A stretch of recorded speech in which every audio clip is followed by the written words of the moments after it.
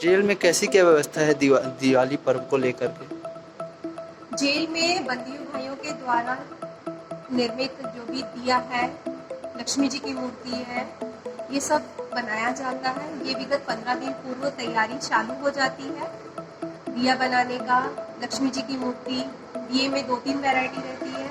कलश दिया रहता है, थाली दिया रहता है, नारियल दिया रहता है, और जो नॉर्मल दिए रहते हैं वो 2-3 साइज के रहते हैं, छोटे बड़े, जिससे वो अपना जो कला है वो आम पब्लिक तक पहुंचाते हैं।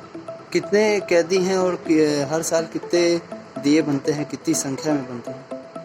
इसमें कैदी भाइयों का सभी जो है वर्ग अपना सहयोग देते हैं। कम से कम 5 से 6 हज़ार पीस दिए बनते हैं। लक्ष्मी जी की मूर्ति 100-150 पीस तैयार होती है उनके द्वारा, इससे ज़्यादा भी हो जाता है।